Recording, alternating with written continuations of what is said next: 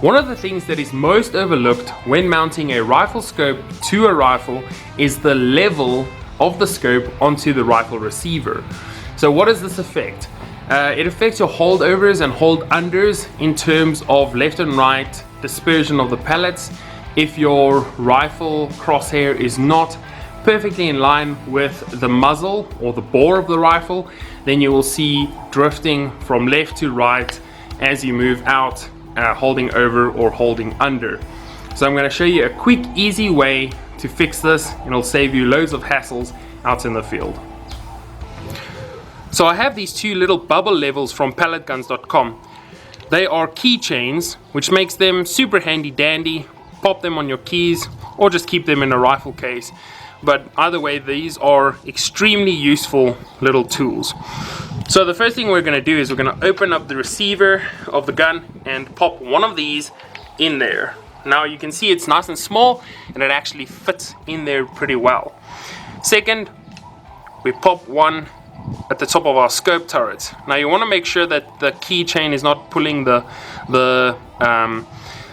level to one side or another, but in this case it looks fine.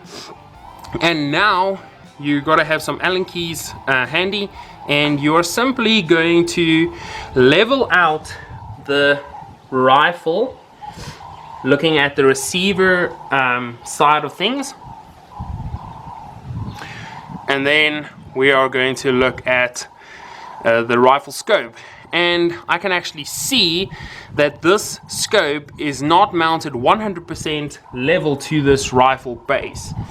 So we're gonna quickly level that out, and that's gonna solve any tracking problems that we might have.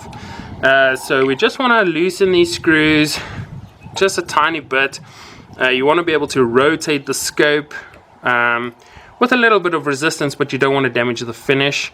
So just a tiny bit of loosening and we are ready. So I'm going to try to get you an angle where you can actually see the bottom one as well. I don't know if it's going to be possible, but we will see. And basically all you're going to do is you're going to level out the scope, and that's all it took. To the eye it looked perfectly level when looking through the scope, but in reality it was off by maybe a fraction of a degree, and that fraction of a degree, when you're dialing out to 75 or 100 meters, makes quite a huge difference because you're introducing an angular error. That is it, guys. Two little pieces. Oh, that was close. Two little pieces of equipment that'll make your scope mounting a lot easier and quicker. You saw how quickly we were able to adjust that cant and get it on perfectly. Now that scope to that rifle will track perfectly, and that means less hassle for me out in the field while trying to zero. And now I can properly use the scope in the way it was intended for holding over. And yeah, first focal plane, it's a beautiful scope. I'm sure I'm going to have a lot of fun out in the field.